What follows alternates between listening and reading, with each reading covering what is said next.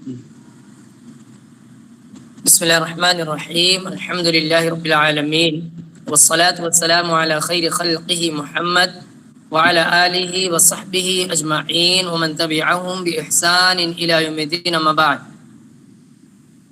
أعوذ بالله من الشيطان الرجيم. بسم الله الرحمن الرحيم.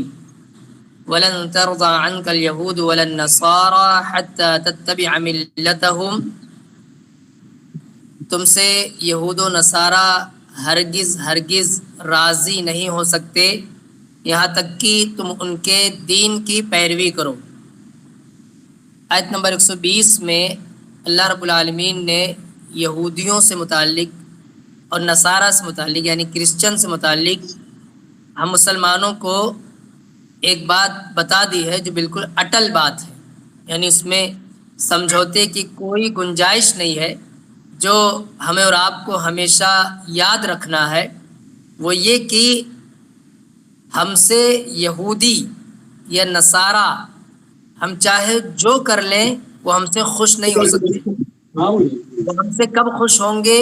جب ہم ان کے دین کو اختیار کر لیں گے، ان کے دین پر، ان کے دھرم پر ہم چلے جائیں گے تو ہم سے خوش ہو جائیں گے. ورنہ اللہ نے کیا فرمایا؟ ولن ترضى، وہ تم سے راضی ہو ہی نہیں سکتے. سوال یہ ہے کہ اللہ نے یہ ہمیں کیوں بتایا؟ یہ ایک حقیقت ہے، لیکن اسے بتانے کا مقصد کیا اللہ کا، ہمیں وہ سمجھنا ہے.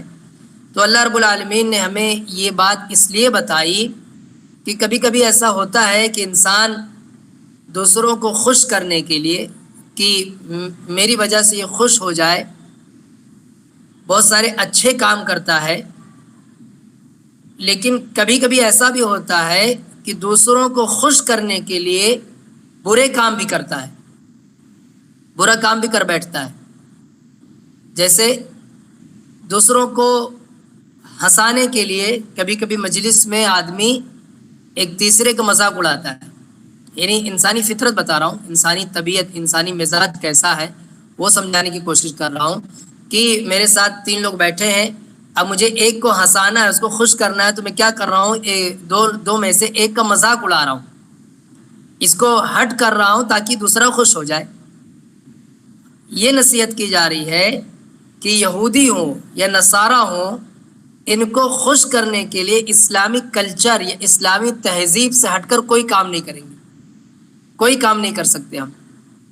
کیونکہ ان کو واقعی یہ خوش کب ہوں گے؟ جب ہم ان کے دھرم پر چلے جائیں گے تبھی یہ خوش ہوں گے، ورنہ یہ ہم سے خوش نہیں ہو سکتے. اچھا، یہاں یہ غلط فہمی نہ ہو یا کسی کو کنفیوژن نہ ہو کہ ہم کبھی ان کو کچھ گفٹ دیتے ہیں یا کبھی ان سے اچھے سے ملتے ہیں تو بھی تو وہ خوش ہوتے ہیں. تو اللہ تعالیٰ نے کیوں فرمایا کہ وہ نہیں خوش ہوں گے یا وہ راضی نہیں ہوں گے؟ اس مسئلے کو سمجھیں. ایک آدمی کو آپ نے کچھ ہیلپ کر دی یا اس کے کچھ کام آ گئے تو وہ خوشی وقتی خوشی ہوتی ہے، وقتی طور پہ وہ آپ سے راضی ہوتا ہے. حقیقی خوشی کب ہوگی اس کو؟ جب آپ اس کے مکمل طور پر اس کی راہ پر چلنے لگے، تب وہ مکمل طور پر آپ سے خوش ہوگا. تو مدینے میں یہودی بھی آباد تھے. یہ یہودی اہل کتاب تھے. اہل کتاب مطلب انہیں بھی آسمان کی طرف سے یعنی کتاب ملی تھی، تو یہ اپنے آپ کو بہتر سمجھتے تھے دوسرے عرب کے مقابلے میں کہ میں ان سے بہتر ہوں، ان سے اچھا ہوں. کیوں اچھا ہوں؟ کیونکہ ہمارے پاس آسمانی کتاب ہے، ہمارے پاس نبی تھے. تو یہ بتایا جا رہا مسلمانوں کو کہ کبھی انہیں خوش کرنے کے لیے کہ یہ ہم سے خوش رہیں، آپ ان کی باتوں میں مت آ جانا، ان کے کسی دعوے میں، ان کے کسی کام میں تم اس طرح سے شامل نہ ہو جانا کہ یہ تم سے خوش ہو جائیں. نہیں خوش ہوں گے. کب خوش ہوں گے؟ جب تم ان کی راہ پر چلے جاؤ. تو اس طرح سے اللہ رب العالمین نے ہمیں اور آپ کو یہ تعلیم دی کہ کسی کو خوش کرنے کے لیے ہم گناہ کا کام نہیں کر سکتے، کسی کو راضی کرنے کے لیے ہم اپنے دین سے سمجھوتا نہیں کر سکتے. جیسے یہ مسائل عام طور پہ وہاں ابھرتے ہیں جہاں 2 مذہب کے لوگ آپس میں مل جل کر کے رہتے ہیں.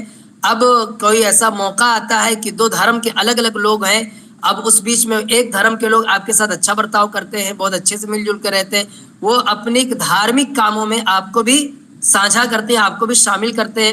اب ہمارا جب کوئی مسئلہ آتا تو ہم سوچتے ہیں کہ اب ہم کیا کریں؟ تو اللہ نے فرمایا، ان کے دلوں کی بات اللہ نے بتایا کہ یہ جو اوپر سے خوشی ہے، اوپر سے یعنی رضامندی ہے، یہ چاہے جتنی بھی ہو، حقیقت میں تم سے راضی تبھی ہو سکتے ہیں یہودی و نصارہ جب تم ان کے دین پر چلے جاؤ گے. اور ظاہر سی بات ہم ان کے دین پر جا نہیں سکتے، ان کے دھرم کو ہم ایکسیپٹ نہیں کر سکتے.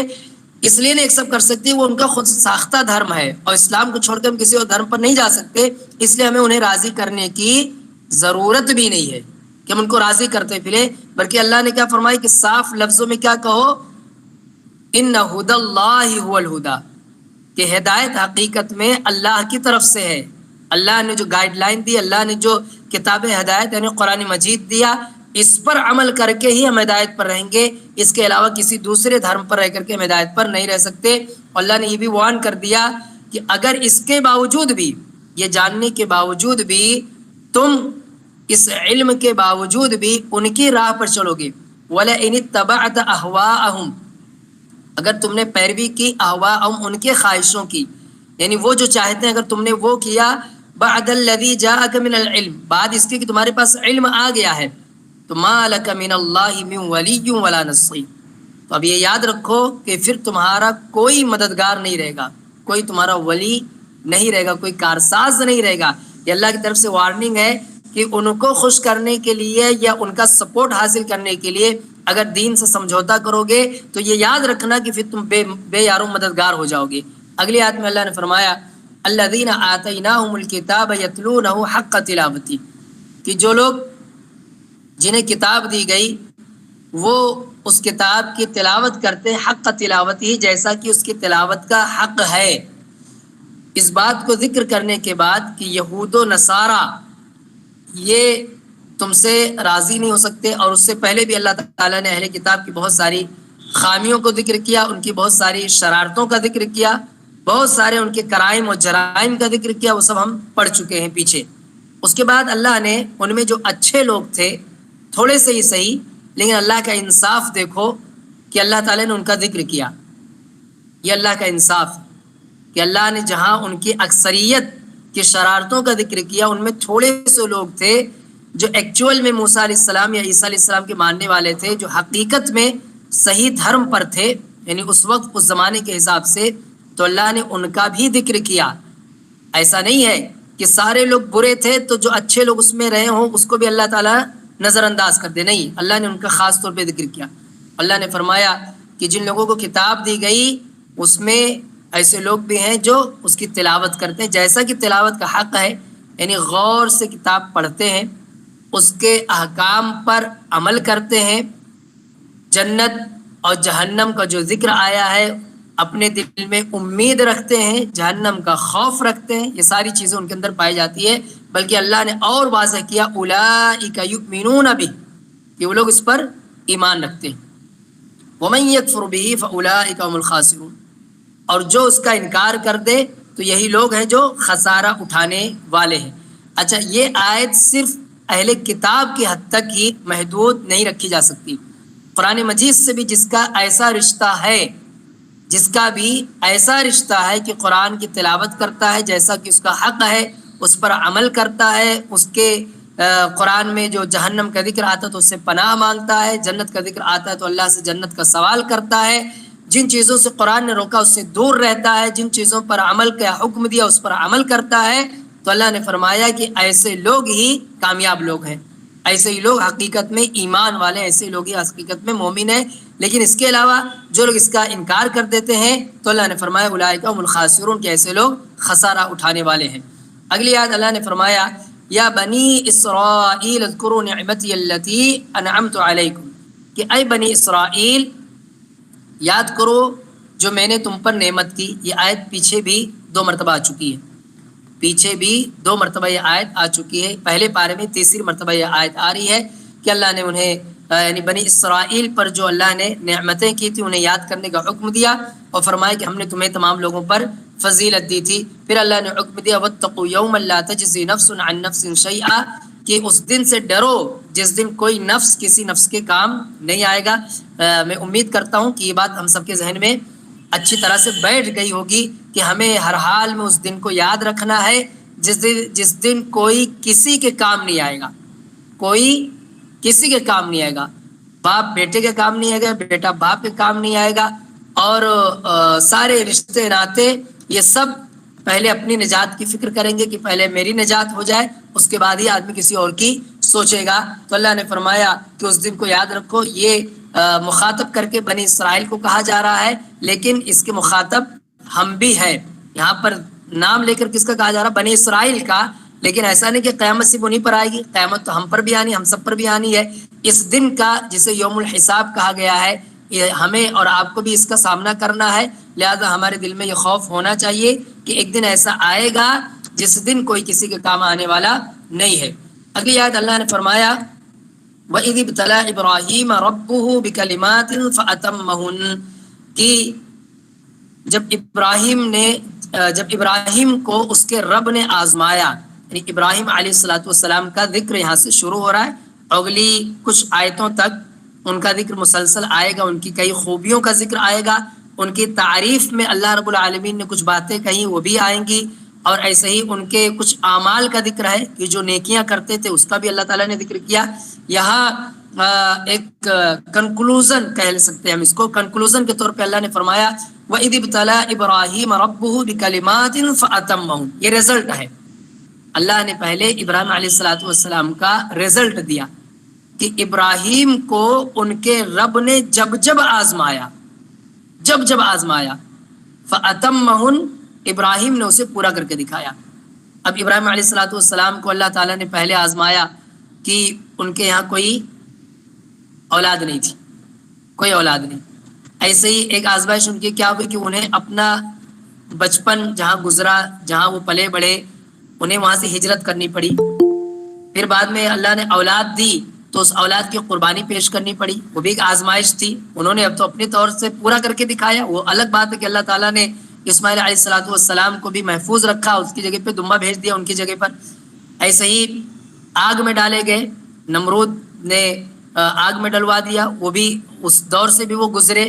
پھر ایسے ہی ایک اور موقع پر دوسری آزمائش، تیسری آزمائش، بہت ساری آزمائشیں ان کی زندگی میں آتی گئیں، لیکن اللہ نے کیا فرمایا لاسٹ میں فَأَتَمَّهُنَّ، کہ ابراہیم کو ان کے رب نے جب جب آزمایا، ابراہیم علیہ السلام اس آزمائش میں کھرے اترے اور کامیاب ہو گئے، سب میں کامیاب ہو گئے۔ بعد میں قرآن مجید انشاءاللہ ہم پڑھتے جائیں گے اور بہت ساری خوبیوں کو اللہ تعالیٰ نے ان کے ذکر کیا ہے۔ پھر اللہ نے فرمایا انی جاعلک للناس اماما، کہ اللہ نے فرمایا کہ اب میں تمہیں کیا کر رہا ہوں، انی جاعلک، کہ ابراہیم میں تمہیں تمام لوگوں کا امام بنا رہا ہوں۔ یہ منصب، یہ اللہ تعالیٰ نے پوسٹ دی کہ تمام لوگوں کا امام بنائے، کسے؟ ابراہیم علیہ السلام کا۔ اور تمام لوگوں کے امام بنانے کا مطلب کیا ہے؟ مطلب یہ ہے کہ ابراہیم علیہ السلام ایک ایسے نبی ہیں، اللہ کے ایک ایسے بندے ہیں کہ جنہیں عیسائی اپنی طرف کھینچ رہے ہیں۔ عیسائی کیا کہہ رہے ہیں کہ ابراہیم علیہ السلام ہمارے دھرم پر تھے۔ نصارہ اپنی طرف کھینچ رہے ہیں، نصارہ کہہ رہے ہیں کہ ابراہیم علیہ السلام ہمارے دھرم پر تھے۔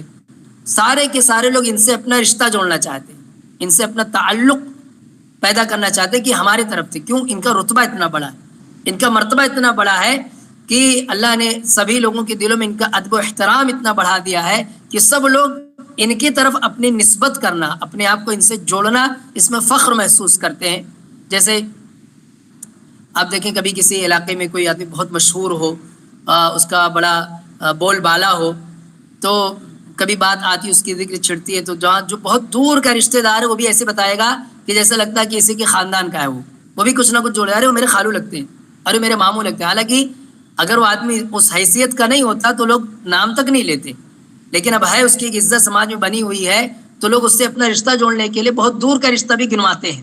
تو ایسے ابراہیم علیہ السلام کی اتنی عزت، اتنا مقام و مرتبہ ہے کہ یہودی کہتے ہیں کہ وہ ہمارے دھرم پر ہے، عیسائی کہتے ہیں کہ وہ ہمارے دھرم پر ہے۔ اللہ رب العالمین نے صاف کر دیا، ابھی آگے بات آئے گی کہ نہ تو وہ یہودی تھے، نہ تو وہ نصارہ تھے، بلکہ وہ کیا تھے؟ وہ دین حنیف پر تھے۔ انشاءاللہ جہاں بات آئے گی اس کی وضاحت اور میں کروں گا۔ آگے اللہ رب العالمین نے فرمایا قال ومن ذریتی قال لا ینال عہد الظالمین۔ ابراہیم علیہ السلام نے جب دیکھا کہ اللہ نے انہیں اتنا بڑا مقام و مرتبہ دیا تو انہوں نے، یہ دیکھیں ایک باپ کی محبت کیا ہوتی ہے۔ باپ خود اگر کامیاب ہے یا نہیں بھی کامیاب ہے تو بھی اپنے بچوں کو کامیاب دیکھنا چاہتا ہے۔ تو جب دیکھا ابراہیم علیہ السلام نے کہ اللہ تعالیٰ نے انہیں اتنا بڑا مقام و مرتبہ دیا تو انہوں نے کہا ومن ذریتی، اور میری ذریت میں سے یعنی میری نسل میں سے. تو اللہ تعالیٰ نے اسے قبول کر لیا کہ ان کا بھی مرتبہ رہے گا، ان کا بھی ایک مقام رہے گا. لیکن اللہ نے کچھ لوگوں کو چھاڑ دیا. اللہ نے فرمایا لا ینال عہد الظالمین، کہ ظلم کرنے والوں کو یہ چیز نصیب نہیں ہوگی. اب ظلم میں سب سے بڑا ظلم شرک ہے، یعنی مشرک جو ہوں گے، جو اللہ کے دین سے ہٹ کر کے کام کرنے والے رہیں گے، ظلم کرنے والے لوگ رہیں گے، انہیں عزت نہیں ملے گی، انہیں یہ مقام و مرتبہ نہیں ملے گا، نہ دنیا میں نہ تو ہی آخرت میں. اس سے ایک بات اور ہمیں پتہ چلی کہ کسی کا نسب چاہے جتنا بلند ہو، یا کسی کا رتبہ مقام و مرتبہ چاہے جتنا بلند ہو، اگر اس کے بعد اس کی اولاد ان خوبیوں کو نہیں اپناتی ہے تو اسے وہ رزلٹ صرف اس کے بیٹے ہونے کی وجہ سے نہیں مل سکتا ہے، یا وہ مقام و مرتبہ صرف اس وجہ سے کہ فلاں کا بیٹا ہے نہیں دیا جا سکتا ہے. یہ اللہ نے اس چیز کو ایکسیپٹ نہیں کیا ہے، یعنی اللہ تعالیٰ نے ہی اس کو ریجیکٹ کر دیا ہے. مثال کے طور پر ایک آدمی بہت بڑا عالم دین ہے، بہت بڑا اس کا مقام و مرتبہ ہے، اس کا ایک بیٹا ہے، تو اگر اسے بھی قرآن و حدیث کا علم ملا ہے تو ہی اس کو وہ رتبہ ملے گا. لیکن اگر اس کے پاس علم نہیں ہے، وہ تجربہ نہیں، وہ صلاحیت نہیں، وہ ایبیلٹی نہیں ہے، تو اب اس عالم کے مرنے کے بعد اس کو بھی مقام و مرتبہ مل جائے، ایسا نہیں ہے. کسی بھی فیلڈ میں آپ جائیں، دوسری چیز میں بھی دیکھ لیں آپ، یعنی صرف محض نسب کی وجہ سے، صرف کسی کا بیٹا ہونے کی وجہ سے، رشتہ دار ہونے کی وجہ سے کوئی چیز نہیں ملنے والی. وہ خوبیاں ہوں گی تو مقام مل جائے گا، ورنہ وہ چیز ملنے والی نہیں ہے. یہاں اللہ تعالیٰ نے جڑ کاٹ دی ہے، پیرزادوں کی جڑ کاٹ دی ہے، جو یعنی کوئی بہت بڑے ولی ہیں، بزرگ ہیں، تو اب ان کے بیٹے کو بھی وہ مقام ملے، پھر ان کے بیٹے کو بھی وہ مقام ملے. جو یہ سلسلہ چلاتے ہیں نا، سلسلہ پورا سلسلہ، اس کی جڑ اللہ تعالیٰ نے کاٹ دی. ابراہیم علیہ الصلوۃ والسلام جیسے موحد، ابراہیم علیہ الصلوۃ والسلام جیسے عظیم شخصیت، اللہ نے انہیں بھی کہہ دیا کہ اگر ظلم کرنے والے بعد میں آئیں گے تو انہیں یہ رتبہ مرتبہ نہیں ملنے والا ہے.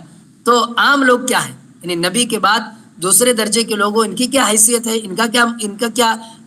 ان کی کیا ویلو ہے کہ ان کے بچوں کو بہت بڑا مقام ملے، مرتبہ ملے. جو نبی کے بعد ان کے اولاد کو اگر وہ حق پر نہیں ہے تو انہیں یہ رتبہ نہیں مل سکتا، تو عام لوگوں کو کہاں سے ملے گا. دینی بھائیو ایسے ہی دیکھیں آگے اللہ نے فرمایا وَإِذْ جَعَلْنَا الْبَيْتَ مَثَابَةً لِلنَّاسِ وَأَمْنًا، کہ ہم نے بیت کو مثابۃ للناس، لوگوں کے لیے ثواب کی جگہ، وہ امنا، اور امن امان کی جگہ بنا دی. اب البیت سے مراد کیا ہے؟ اللہ نے آگے فرمایا ان اول بیت وضع للناس للذی ببکۃ مبارکہ، کہ پہلا گھر جسے اللہ نے اپنے لیے چنا وہ بکہ میں ہے. بکہ سے مراد مکہ، یعنی خانہ کعبہ، جسے ہم مسجد حرام بھی کہتے ہیں.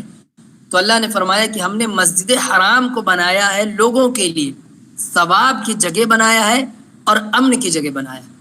یعنی وہاں لوگ امن و امان سے آئیں، امن و امان سے عبادت کریں، وہاں ہمیشہ امن رہا. اسی لیے دیکھیے دور جاہلیت میں بھی، یعنی محمد صلی اللہ علیہ وسلم سے پہلے بھی، اگر حرم میں، مسجد حرم میں کوئی اپنے باپ کے قاتل کو بھی پا جاتا کہ اس نے میرے باپ کو قتل کیا ہے یا میرے کسی رشتہ دار کو قتل کیا ہے، تو باوجود اس کے کہ وہ بہت لڑاکو لوگ تھے، بہت جھگڑیلو اور بہت خون بہانے والے لوگ تھے، لیکن پھر بھی حرم میں وہ اس کو نہیں مارتے تھے، حرم کا اتنا خیال رکھتے تھے. باہر بھی تو بتاتا ہوں ایسا ہوتا تھا، وہاں نہیں. یہ الحمدللہ بہت اچھی بات تھی کہ مسجد حرام کے تعلق سے لوگوں کے دل میں یہ اللہ نے عظمت بٹھا رکھی تھی کہ مسجد حرام میں اگر کوئی ملتا تھا تو چاہے باپ کا قاتل ہو پھر بھی اس کو قتل نہیں کرتے، اس کو بولتے تھے تو باہر مل تب تیری خبر لیتا ہوں. تو اللہ نے فرمایا کہ اسے ہم نے لوگوں کے لیے ثواب کی جگہ بنایا ہے، یعنی لوگ عبادت کرتے ثواب ملتا انہیں، اور امن کی جگہ بنایا ہے، وہاں جا کر کے لوگ امن و امان میں رہتے ہیں. اسی لیے وہاں پر سوائے ان جانوروں کے جن کے کاٹ لینے سے آدمی مر جائے گا یا جن کے ڈنک مارنے سے آدمی مر جائے گا، اس کے علاوہ کسی پرندے کو مارنا یا کسی دوسرے جانور کو مارنا اس کی اجازت نہیں ہے. یہاں تک کہ کوئی بھی چیز جو مارنے یا کاٹنے والی بھی کوئی جانور ہو یا کوئی کیڑا مکوڑا ہو، سانپ بچھو ہو، اسے بھی مارنے ہی کی نیت سے اس کے پیچھے پڑ جانا، اس سے بھی پرہیز کرتے ہیں، حتی الامکان کوشش کرتے ہیں کہ اسے بھی حرم سے باہر نکال کر کے پھر اسے مارے. حرم کے اندر چونٹی تک نہیں مارتے ہیں, یا چونٹی کہیے یا کوئی بھی جانور کہیے. حتی الامکان یہ کوشش کی جاتی ہے کہ حرم میں, حدود حرم کے اندر کسی کی جان نہ لی جائے, کسی کو تکلیف نہ پہنچایا جائے. آگے اللہ رب العالمین نے فرمایا واتخذوا من مقام ابراہیم مصلی, کہ مقام ابراہیم کو مصلی بناؤ. مقام ابراہیم جو لوگ حج کے لیے گئے ہیں, عمرے کے لیے گئے ہیں, وہ وہاں انہوں نے دیکھا ہوگا ایک جگہ ہے مقام, یعنی خانہ کعبہ میں ہی ایک جگہ ہے خانہ کعبہ کے پاس میں, حتیم کے پاس میں, جس کو ہم مقام ابراہیمی بولتے ہیں. وہاں 2 رکعت نماز بھی ادا کی جاتی ہے. آگے اللہ نے فرمایا وَعَهِدْنَا إِلَىٰ إِبْرَاهِيمَ وَإِسْمَاعِيلَ أَن طَهِّرَ بَيْتِيَ لِلطَّائِفِينَ وَالْعَاكِفِينَ وَالرُّكَّعِ السُّجُودِ. یہ اللہ تعالیٰ نے ابراہیم اور اسماعیل علیہ السلام کی نیکیوں کا ذکر کیا کہ یہ کیا کرتے تھے, میرے گھر کو پاک رکھتے تھے. انہیں حکم دیا اللہ تعالیٰ نے ان طہرا, میرے گھر کو پاک رکھو. کس کے لیے؟ طواف کرنے والوں کے لیے, وہاں اعتکاف کرنے والوں کے لیے, وہاں رکوع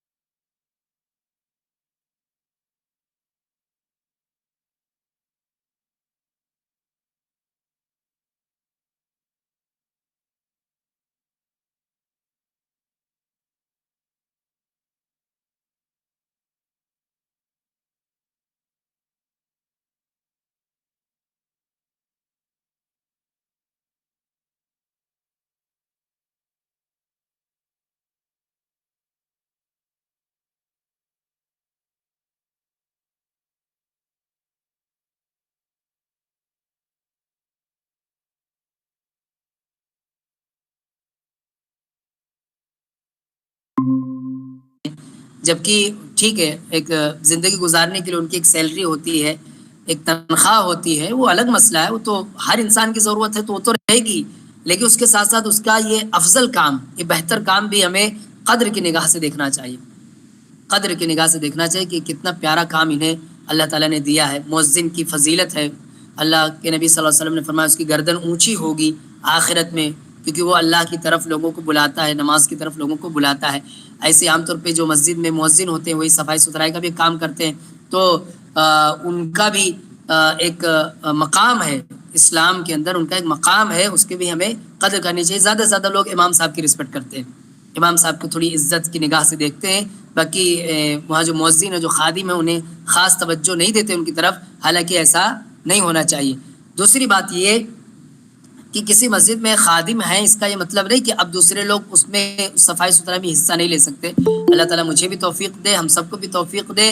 اگر ہماری نگاہ پڑتی ہے کہیں مسجد میں کوئی گندگی ہے, مسجد میں کوئی کچڑا ہے, مسجد میں کوئی کاغذ پڑا ہے, کوئی چٹائی کا ٹکڑا پڑا ہوا ہے, تو اسے ہم وہاں سے اٹھا لیں, اس کی ہم صفائی کر دیں, گرچہ خادم وہاں پر موجود ہیں. یہ بہت بڑی نااہلی ہے کہ ہمیں اللہ کے گھر کی صفائی کا موقع مل رہا ہے اور پھر بھی ہم اس کی صفائی نہ کریں, یہ سوچ کر کے کہ یہاں ہے کوئی صفائی کرنے والا. نہیں, نیکیوں میں ہمیں آگے بڑھنا چاہیے, ہمیں دوڑ پڑنا چاہیے. امام بخاری رحمۃ اللہ علیہ کا ایک واقعہ ذکر کروں. مسجد میں بیٹھ کر وہ درس دے رہے تھے, اور درس کے دوران انہوں نے جو بھی حدیث پڑھائی, لوگوں نے پڑھی, لوگوں نے یعنی ان کے طلباء نے, ان کے اسٹوڈنٹس نے اس کو سنی. اس کے بعد ایک صاحب کہہ رہے کہ میں تاڑ رہا تھا, امام بخاری رحمۃ اللہ علیہ سے محبت تھی, سبھی کو محبت تھی, تو امام بخاری نے بڑے چپکے سے ایک تنکا یعنی لکڑی کا ٹکڑا تھا جو مسجد میں پڑا ہوا تھا, اسے چپکے سے اٹھایا اور اپنے جیب میں رکھ لیا. یہ کیوں اٹھایا, کیوں رکھ لیا؟ اس کی صفائی کر رہے تھے, مسجد کی صفائی کر رہے تھے کہ وہاں کوئی تنکا پڑا ہے تو اسے اٹھایا چپکے سے اور اپنے جیب میں رکھ لیا. تو اتنے بڑے محدث اس پر عمل کرتے ہیں, انبیاء اس پر عمل کرتے ہیں, ہمیں اور آپ کو بھی عمل کرنا چاہیے. 2 طرح سے, پہلی شکل یہ کہ ہم گندگی ہی نہ ہونے دیں مسجد کے اندر, اس کا پورا خیال رکھیں. اور دوسری چیز, اگر ہمیں کہیں کوئی چیز نظر آتی ہے تو ہم اپنے ہاتھ سے اس کو صاف کرنا اپنے لیے فخر سمجھیں, اپنے لیے شرف کی بات سمجھیں. اللہ کے نبی صلی اللہ علیہ وسلم نے ایک مرتبہ دیکھا مسجد کی دیوار پر تھوک لگا ہوا ہے, تو اللہ کے نبی نے اسے اپنے ہاتھوں سے کھرچ کر صاف کیا. پیارے نبی کسی سے بھی کہتے، کسی بھی صحابی سے کہتے کہ اس کو صاف کر دو تو لوگ خوشی سے اس کو صاف کرتے، لیکن اللہ کے نبی صلی اللہ علیہ وسلم نے یہ پسند کیا کہ میں اس کو اپنے ہاتھ سے صاف کروں. یہ اللہ کا گھر ہے. اللہ کے نبی نے اپنے ہاتھ سے صاف کیا اور اس کے بعد لوگوں کو سمجھایا کہ یہ مسجدیں اللہ کا گھر ہیں، اسے صاف ستھرا رکھنا چاہیے، اللہ کی عبادت کے لیے ہوتی ہیں. دراصل وہ تربیت کا مرحلہ تھا اور گاؤں دیہات سے آئے ہوئے لوگ جو اسلام کو نہیں جانتے تھے، ابھی انہوں نے اسلام قبول نہیں کیا ہے یا ابھی قبول کیا ہے، پوری اسلامی تعلیمات کو نہیں سمجھتے، نہیں جانتے، مسجد کیا چیز ہوتی ہے ان کا علم نہیں ہے، تو اس طرح کی حرکتیں، اس طرح کی غلطیاں کبھی کبھار کسی سے بھی ہو جایا کرتی تھی. جیسا بہت مشہور واقعہ ہے کہ ایک آدمی آیا مسجد کے کونے میں پیشاب کرنے لگا. اللہ کے نبی صلی اللہ علیہ وسلم نے اسے سمجھایا. تو اس سے یہ ذہن نہیں بننا چاہیے کہ کس نے تھوکا، جس کو ظاہر سی بات ہے صحابہ کرام جاننے کے بعد تو یہ غلطی کریں گے ہی نہیں، یہ تو پاسبل ہی نہیں ہے. ہاں انجانے میں یا علم نہ رہا ہو، کسی بدو نے جو گاؤں دیہات سے کوئی آیا ہو اس نے کیا ہو، اس کی تو خیر ڈیٹیل نہیں ملتی ہے، لیکن یہ چیز جس پہ ہمیں فوکس کرنا ہے وہ یہ کہ وہاں وہ چیز تھی، اللہ کے نبی نے اسے اپنے ہاتھ سے صاف کیا. چاہتے اللہ کے نبی کسی اور کو کہہ سکتے تھے، لیکن اللہ کے نبی نے خود کیا. یہ ساری باتوں کا نچوڑ کیا ہے، خلاصہ کیا ہے، میں اپنے دل میں، آپ سب کے دل میں جو جذبہ پیدا کرنا چاہتا ہوں وہ یہ کہ اللہ کے گھر کی صفائی ستھرائی رکھنا ہے ہمارا فریضہ ہے، اور یہ موقع ہمیں ملے تو ہمیں خوشی سے نیکی کی نیت کے ساتھ یہ کام ضرور کرنا چاہیے. آگے اللہ نے فرمایا وَإِذْ قَالَ إِبْرَاهِيمُ رَبِّ اجْعَلْ هَٰذَا بَلَدًا آمِنًا وَارْزُقْ أَهْلَهُ مِنَ الثَّمَرَاتِ. کہ اس وقت کو یاد کرو جب ابراہیم نے یہ دعا کی. کیا دعا کی ابراہیم نے؟ رب اجعل هذا بلدا آمنا، کہ اے میرے رب اس شہر کو امن والا بنا دے. اس شہر سے مراد مکہ.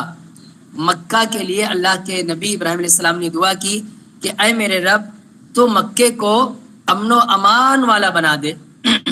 اللہ نے بنایا بھی، اللہ نے مکے کو امن و امان والا بنایا. سورہ 3 میں ہے والتین والزیتون وطور سینین وہذا البلد الامین، کی قسم ہے اس امن والے شہر کی، یعنی مراد مکہ. تو اللہ تعالیٰ نے ابراہیم علیہ السلام کی دعا قبول کی اور مکے کو امن و امان والا بنایا.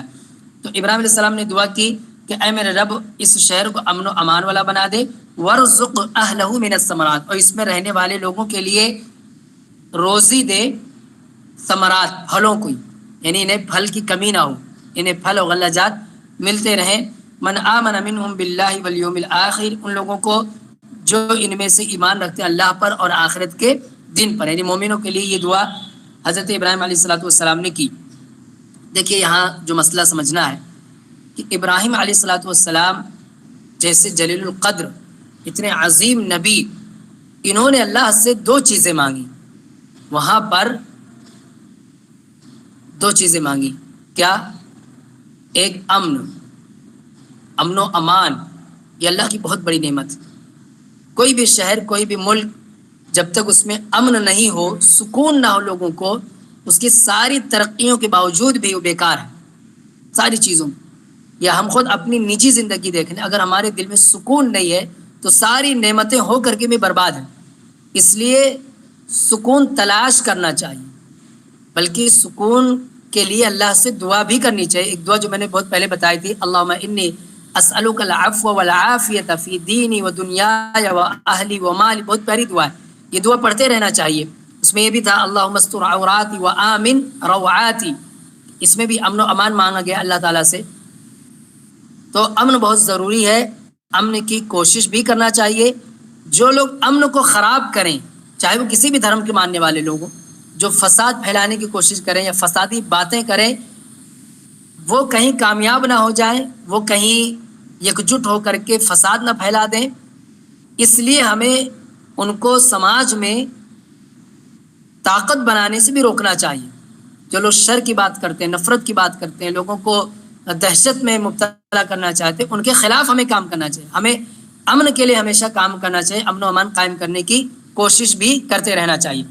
اللہ نے دوسری دعا جو کی وارزق اہلہ من الثمرات، کہ لوگوں کو پھل نصیب فرما، کھانے پینے کی کمی نہ ہو. دیکھیں ایک باپ کی یہ دعا ہے اپنے اہل و عیال کے لیے. ہمیں بھی اپنے بچوں کے لیے یہ دعا کرتے رہنا چاہیے. باپ کی دعا اللہ کے نبی صلی اللہ علیہ وسلم نے فرمایا کہ اللہ تعالیٰ باپ کی دعا بچوں کے حق میں قبول کرتا ہے.